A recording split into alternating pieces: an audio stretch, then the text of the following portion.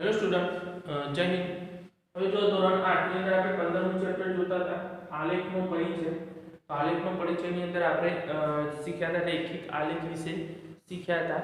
હવે એની અંદર આપણે સ્વાધ્યાય જે 15.1 હતું, તો 15.1 ની અંદર આપણે શું રૈખિક આલેખની અંદર જે આપણે પોઈન્ટ શીખ્યા કે એ શું શીખ્યા, તો રૈખિક આલેખ કેવી રીતે દોરી શકાય, પછી રૈખિક આલેખ દોરેલો હોય તો એને આધારે પ્રશ્નો આપ્યા હોય તો પ્રશ્નોના જવાબ કેવી રીતે આપી શકાય, એ આપણે બે પોઈન્ટ એના શીખ્યા હતા. હવે આપણે રૈખિક આલેખ દોરવાનો છે. અહીંયા સ્વાધ્યાય 15.1 ની અંદર જે છઠ્ઠો દાખલા નંબર આપ્યો છે એનો આપણે રૈખિક આલેખ દોરવો છે. તો રૈખિક આલેખ કેવી રીતે દોરી શકાય એ આપણે જોઈએ. તો મેં અહીંયા બે આલેખ પત્ર દોર્યા છે. તમારા આલેખ પત્ર હોય, તમારી જોડે ગ્રાફવૃત્તિ હશે, એમાં તમારે દોરવાનું છે. આજે મેં લાઈનો દોરી છે ચોરસ, એ ઘાટી લાઈનો છે. કઈ છે? બંનેમાં ઘાટી લાઈનો દોરેલી છે. તો એક ઘાટી લાઈન તમને આલેખ પત્રની અંદર દોરી તમારે દોરવાની છે ને, તમારે તો અંદર દોરેલી છે. 5 લાઈનનો આલેખ હોય કે 10 લાઈનનો, એમાં ઘાટી લાઈન તો હોય છે. તો એ આપણે ઘાટી લાઈન દોરી દેવાની છે. હવે જો તો આપણને પહેલો આપણે જુદા જુદા વર્ષમાં કોઈ પર્વતીય પ્રદેશ શહેરમાં કેટલાક દિવસો માટે હિમવર્ષા થઈ છે તે અત્રે દર્શાવ્યું છે. વર્ષ 2003 ની અંદર દિવસોની સંખ્યા 8 દિવસ, 4 ની અંદર 10 દિવસ, 5 ની અંદર 5 દિવસ અને 6 ની અંદર. તો એની અંદર આપણે x અક્ષ અને y અક્ષ થી જ આપણે એને દર્શાવીએ એટલે આપણને ખબર પડી જશે કેવી રીતે દર્શાવી શકાય છે. તો જો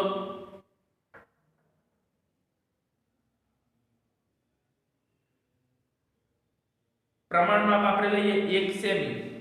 કેટલું લઈએ? 1 સેમી પ્રમાણે આપણે આની અંદર લઈએ છે. તો કેવી રીતે લઈ શકાય આપણે જોઈએ. એનું માપ એટલે આપણને ખબર પડશે કે એનું માપ આ રીતે આપણે લઈ શકીએ. 1 સેમી બરાબર 1 દિવસનું પ્રમાણ માપ લઈએ આપણે. અહીંયા પ્રમાણ માપ લખવાનું હોય.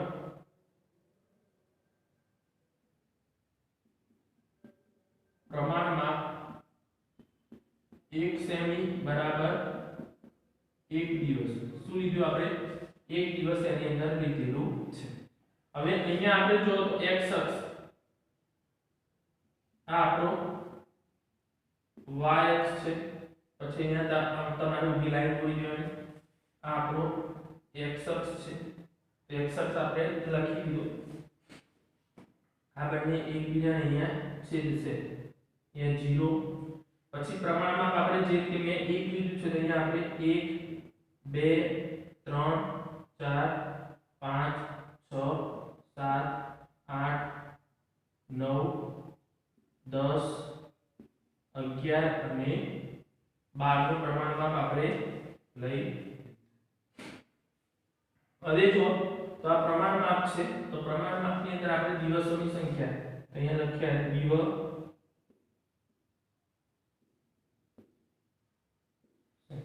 લખી દિવસની સંખ્યા. અહીંયા આપણે લેવાનું છે વર્ષ લેવાનું છે. શું લેવાનું છે? વર્ષ. તો એક લાઈન જોઈને અહીંયા આપણે 2000 ક્યાંથી ચાલુ થાય છે? 2003 4 અને 5. અહીંયા લખીએ 2003 3 4 5 અને 6.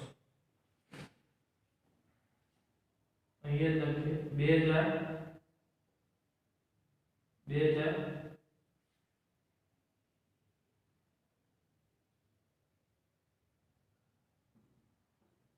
એક એક લાઈન છોડીને લખેલી આવી જશે એમાં.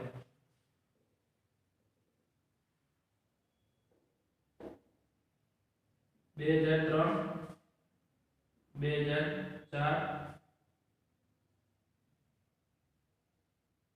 2005 અને 2006.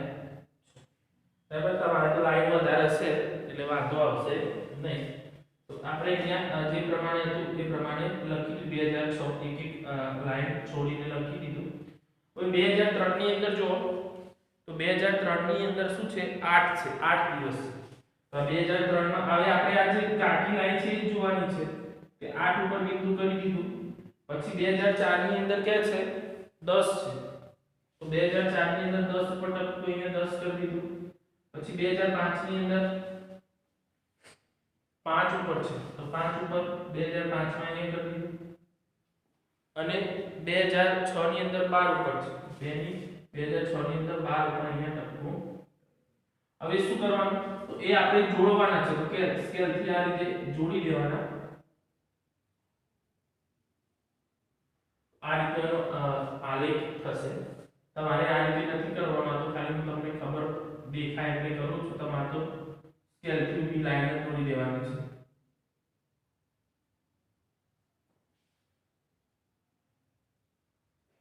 આ રીતનો આપણો ગ્રાફ તૈયાર થશે. બરાબર. x અક્ષ y અક્ષ જે પ્રમાણે આપણે લખતા હતા એ રીતે લખીને આપણે એક ગ્રાફ દોરી દીધો. તો આ રીતે આપણે એને ગ્રાફ દોરી શકાય. પછી બીજો છે એની અંદર જો વર્ષ છે પુરુષની સંખ્યા અને સ્ત્રીની સંખ્યા હજારમાં આપેલી છે. બરાબર. તો એની અંદર આપણે જોઈએ તો પુરુષોની સંખ્યા ને બધું આપણને આપેલું છે. તો એને કેવી રીતે આપણે દોરી શકીએ છીએ તો એ ગ્રાફથી દર્શાવવાની છે. તો એની અંદર જો આપણે ગ્રાફ દોરવા જઈ રહ્યા છે તો આ છે y અક્ષ અને આ છે x અક્ષ. આમ ઊભી લાઈન આ બંને અહીંયા છેદે છે. બરાબર. હવે અહીંયાથી આપણે થોડો ડાયરેક્ટ આનો મતલબ શું કે આપણે વચ્ચેથી સ્ટાર્ટ કરવા જઈ રહ્યા છે. શું કરવા જઈ રહ્યા છે? વચ્ચેથી સ્ટાર્ટ કરવા જઈ રહ્યા છે. તો આપણે એ રીતે એને દોરવાનો છે. તો અહીંયા જો 9 10 11 12 13 અને 14 આ રીતે આપણે એને દર્શાવીએ છીએ. અહીંયા આ રીતે કર્યો એનો મતલબ 9 થી જો આવું જો અહીંયાથી શું હતું 0 થી ત્યાં આપણે એવું કરેલું નથી કેમ કે 0 થી સ્ટાર્ટ થાય છે.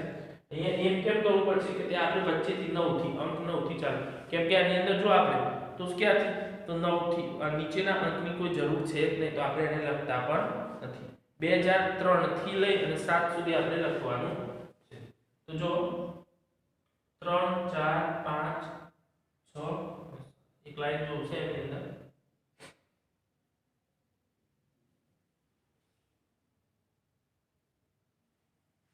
નથી લેવો. ચલો એક લાઈન છોડવી નથી આપણે લખી દઈએ 2003. જો હું જે લીટી ઉપર અહીંયા કાટી લીટી ઉપર લખું છું 2003 તો તમારે કાટી લીટી ઉપર જ લખવાનું છે.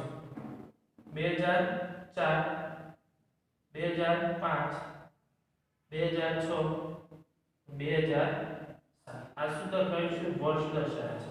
અને આ જે છે એ શું છે?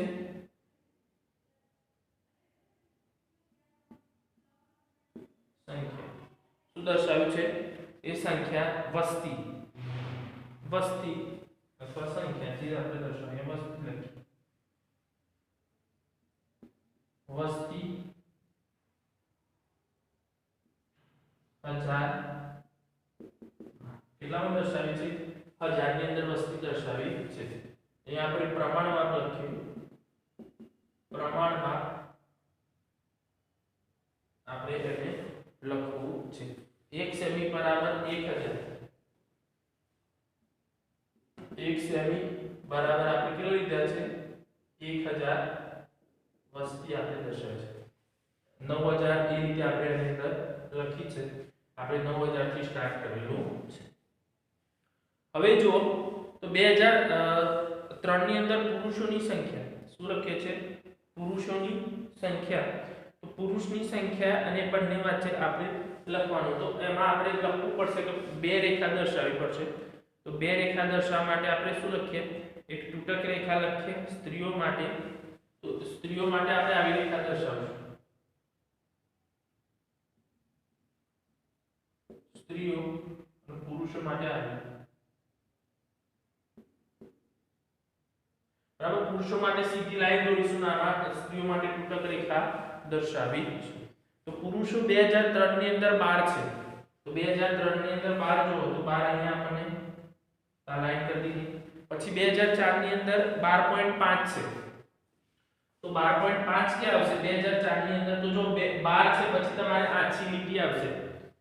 તો 5 લીટી હોય તેમાં લખી દેવાનું 12.1 12.2 12.3 12.4 એ રીતે તમારે જો 5 લીટી હોય તો 12.2 12.4 એ રીતે તમારે લખ. તો 12.5 છે એટલે 13 અને 12 ની વચ્ચે અડધો ભાગ એનો થશે. એ પોઈન્ટ અહીંયા આવશે. બરાબર. પછી 5 ની અંદર 13 છે તો અહીંયા આવશે, પછી 6 ની અંદર 13.2 છે તો 13.2 અહીંયા આવશે, બરાબર, અને 7 ની અંદર છે 13.5 તો 13.5 અહીંયા આવશે, થઈ ગયું. આની અંદર જે રીતે આપણે ગ્રાફ હતો એ પ્રમાણે એને આપણે દોરી દીધો, તો આ પ્રમાણે એની અંદર થશે. તો પુરુષોની સંખ્યા છે તો પુરુષોની સંખ્યા માટે આપણે એક લાઈન જ દોરવાની છે, ત્યારથી લાઈન દોરી દેવાની આ રીતે. આ પુરુષોની સંખ્યા છે. હવે સ્ત્રીની સંખ્યા, તો સ્ત્રીમાં જો 11.3 તો સ્ત્રીને 11.3 જો એટલે અહીંયા 3 અહીંયા આવશે, બરાબર. પછી આવે છે 11.9 11.9 અહીંયા આવશે, પછી આવશે 13 તો 13 તો આમાં આવે જવાનું છે, એ તો આમાં બિંદુ જ 13 આવી જશે, એક બિંદુની અંદર જ આવશે. પછી આવે છે 13.6 તો 13.6 છે તો 13.6 અહીંયા આવશે,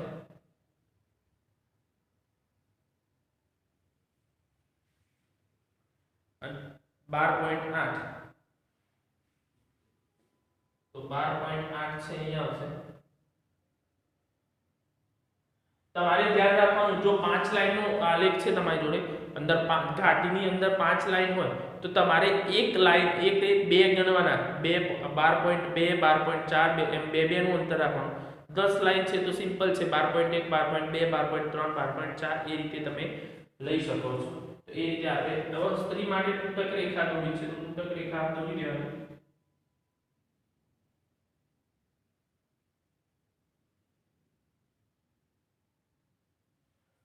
થઈ ગયું. તો આ રીતે આપણે રેખીય આલેખ દર્શાવી શકાય છે. જે આલેખ આપણને આપ્યો છે એ આલેખની અંદર આપણે તો આ રીતે બે આલેખ આપણે જો તો દર્શાવી શકીએ છીએ. જે આલેખ આપણને આપ્યા હોય એમાં આપણને ખબર પડે કે આ રીતે આપણે આલેખ દોરી શકીએ છીએ અને આ રીતે દર્શાવી શકાય છે, બરાબર. તો ધ્યાન રાખવાનું, આલેખની અંદર જે પેલા આલેખ હોય એ જ રીતે, પણ અહીંયા લેખિત આપણે ગાંઠી લીટી ઉપર કામ કરવાનું છે. પેલામાં શું બે ગાંઠી લીટી, લંબ આલેખની અંદર બે ગાંઠી લીટી લેતા હતા આપણે અને એ રીતે આપ્યું હતું. આની અંદર આપણે ગાંઠી લીટી ઉપર જ લખવાનું રહેશે. પછી એક જે છઠ્ઠા નંબરનો છે પછી કરાવી દો. આ તમે વ્યવસ્થિત દોરી દો, એને જે રીતે જે પ્રમાણે લખવાનું છે પ્રમાણે વ્યવસ્થિત લખાવવું જોઈએ. કંઈ પણ પોઈન્ટ બાકી રહેવો જોઈએ નહીં. એનું પ્રમાણમાં પણ લખવાનું, એ જે પ્રમાણે આપણને આપ્યું છે એ પ્રમાણે એ લખી દેવાનું છે. તો આ રીતે આપણે ગ્રાફ દોરવાનો છે.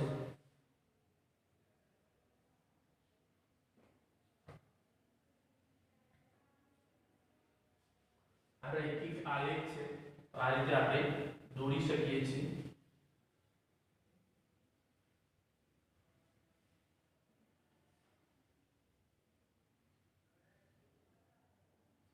હવે જો પ્રશ્ન નંબર 6 છે એની અંદર તો પ્રશ્નના જવાબ લખવાના છે આપણે. ગ્રાફ નીચે દોરેલો છે. એક ટપાલી કોઈ નગરના એક ઉપનગરમાં એક વેપારીને પાર્સલ પહોંચાડવા સાયકલ લઈને જાય છે. જુદા જુદા સમયે નગરની તેનું અંતર નીચેના આલેખમાં દર્શાવેલું છે. જો સવારે 8 વાગે ચાલુ કરે છે 0 કિલોમીટરથી, 9 વાગે 10 કિલોમીટર, 10 વાગે 16 કિલોમીટર, 11 વાગે પણ 16 કિલોમીટર છે અને 12 વાગે 11:30 વાગે સુધીમાં એ 20 કિલોમીટર સુધી અંતર કાપે છે. પહેલો પ્રશ્ન, x અક્ષ પર સમય દર્શાવવા માટે શું પ્રમાણમાં લેવામાં આવેલું છે? તો x અક્ષ ઉપર સમય દર્શાવવા માટે જો તો y અક્ષ ઉપર હશે ને, તો y અક્ષ ઉપર સમય દર્શાવવા માટે આપણે શું લખાવેલું છે? તો એ અંતર આપણને આપેલું છે.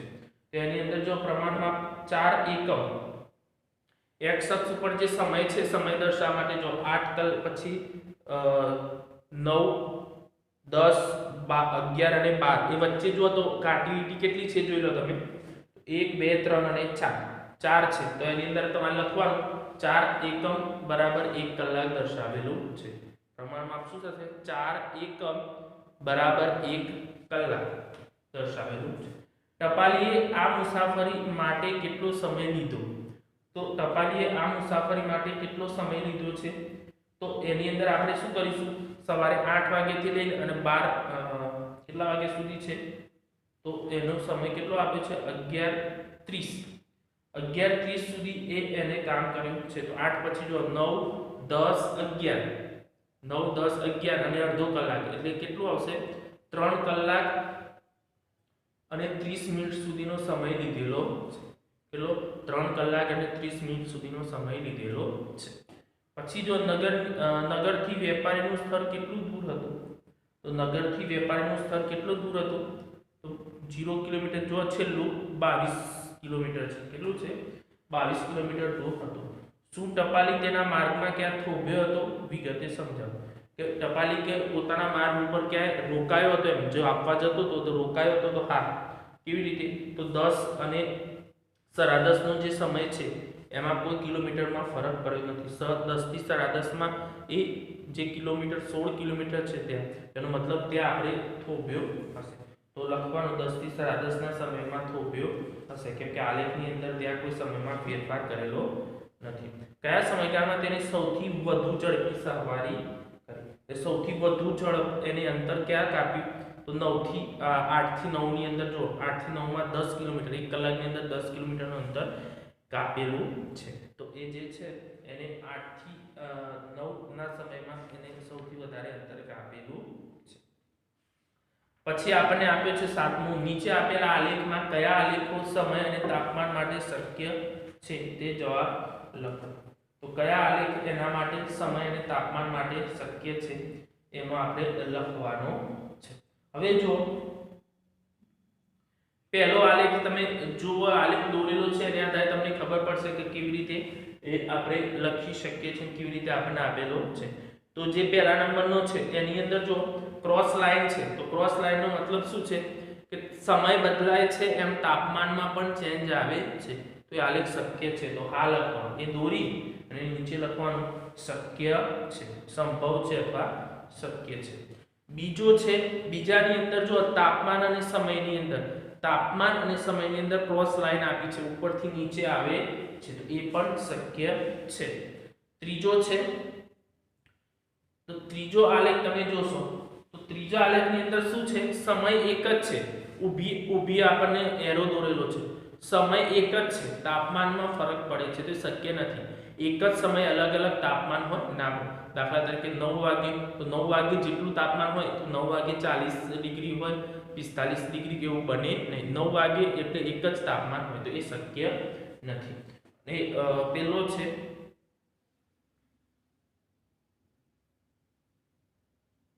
ચોથા નંબરનો છે. ચોથા નંબરમાં આડી આપણને એરો આપ્યો છે, તો આડો એરો એનો મતલબ શું, એક જ તાપમાન અલગ અલગ સમય, તો એ શક્ય છે. એક જ તાપમાન અલગ અલગ સમય શક્ય છે. 9 વાગે આપણને 35 ડિગ્રી સેલ્સિયસ તાપમાન હોય, તો 10 વાગે પણ 35 હોઈ શકે છે, 11 વાગે પણ 35 હોઈ શકે છે, તો એ શક્ય છે. જે ચોથો આપણને ગ્રાફ આપ્યો છે એ શક્ય છે. ટૂંકમાં પહેલો, બીજો અને ચોથો શક્ય છે, ત્રીજો અશક્ય છે, કેમ કે એક જ સમયે અલગ અલગ તાપમાન હોઈ શકે ને અલગ અલગ સમયે એક જ તાપમાન હોઈ શકે, પણ એક જ સમયે અલગ અલગ તાપમાન હોઈ શકે.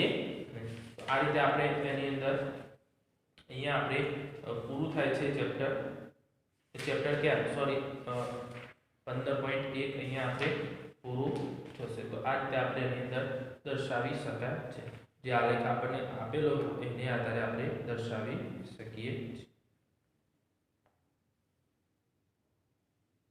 હવે જો આપણે 9 પોઈન્ટ જોવા જઈ રહ્યા છે, સુરેખ આલેખ. શું આવે છે? સુરેખ આલેખ. 9 પોઈન્ટ સાંભળો.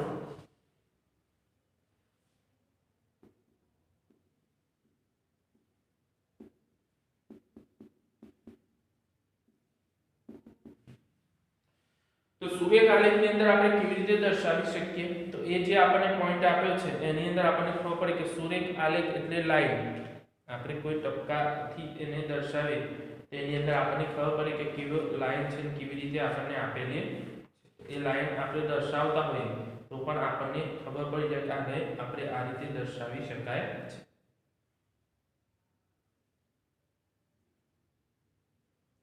તો જો સુરેખ આલેખની અંદર તો રેખીય આલેખ કેટલાક રેખાખંડની પરસ્પર જોડીને બનાવવામાં આવે છે, જ્યારે આ આલેખ એક પૂરી અખંડિત રેખા સ્વરૂપે પણ હોઈ શકે છે. આવા આલેખને સુરેખ આલેખ કહે છે. રેખીય આલેખ કેટલાક રેખાખંડને રેખીય આલેખ કેટલાક રેખાખંડોને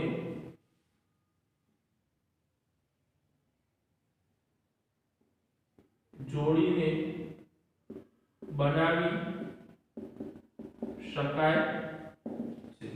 રેખીય આલેખને કેટલાક રેખાખંડોને જોડીને બનાવી શકાય છે. ક્યારેક આ આલેખ એક પૂરી અખંડિત ક્યારેક આ આલેખ એક પૂરી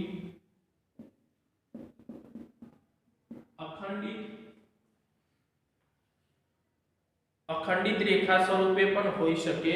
અખંડિત રેખા સ્વરૂપે પણ હોઈ શકે છે. બરાબર, અખંડિત રેખા સ્વરૂપે પણ હોઈ શકે છે. તો એ હોઈ શકે છે. તો આવા આલેખને સુરેખ આલેખ કહે છે. આવા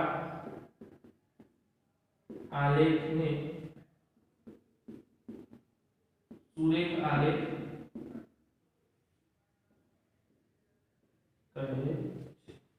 બરાબર, તેને સુરેખ આલેખ કહેવામાં આવે છે. આલેખ પત્ર પર કોઈ બિંદુની સ્થિતિ સુનિશ્ચિત કરવા માટે આપણે x નિર્દેશક અને y નિર્દેશકની જરૂર પડે છે. તો આની અંદર જો તો આલેખ પત્ર પર કોઈ પણ બિંદુની સ્થિતિ સુનિશ્ચિત કરવા માટે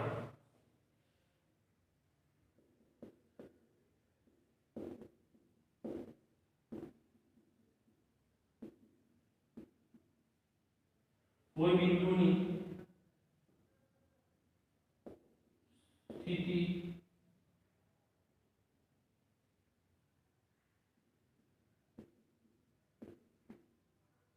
સુનિશ્ચિત કરવા માટે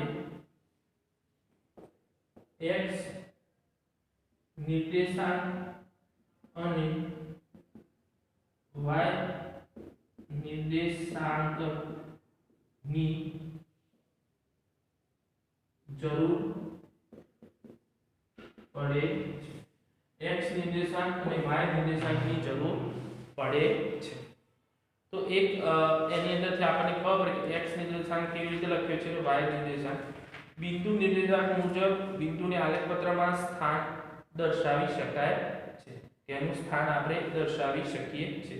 જે બિંદુનો x નિર્દેશાંક 0 હોય અને y નિર્દેશાંક 0 હોય તે બિંદુ y અક્ષ પર જ હોય છે. તો આ પોઈન્ટ આપણે અમુક યાદ રાખવાના છે કે નિર્દેશાંક કેવી રીતે દર્શાવી શકાય છે. જે બિંદુનો x નિર્દેશાંક 0 હોય અને y નિર્દેશાંક 0 હોય તો તે બિંદુ x અક્ષ પર દર્શાવે છે. ઉગમ બિંદુના નિર્દેશાંક છે. હવે આને આપણે નિર્દેશાંકથી દર્શાવવાનું છે. તો નિર્દેશાંકથી કેવી રીતે આપણે દર્શાવી શકીએ છીએ એ આપણને કેવી રીતે આપેલા હોય એ બિંદુથી આપણે એને દર્શાવવાના છે.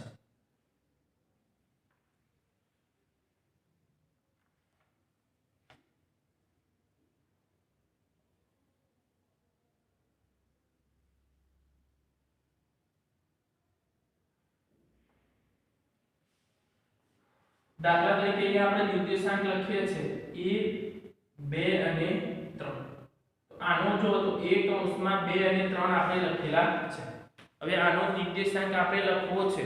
બરાબર, 2 અને 3 નું સ્થાન નક્કી કરવા x અક્ષ ઉપર 2 અને y અક્ષ ઉપર આપણે 3 દર્શાવવાના છે. x અક્ષ ઉપર તો અહીંયા આપણે એનો નિર્દેશાંક x અક્ષ પર 2 અને y અક્ષ પર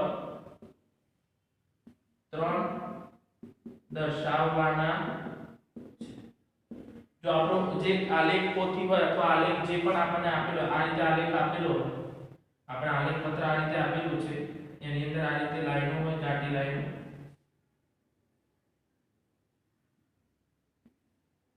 બરાબર આ આપણે દાખલા તરીકે આ x અક્ષ લખ્યું,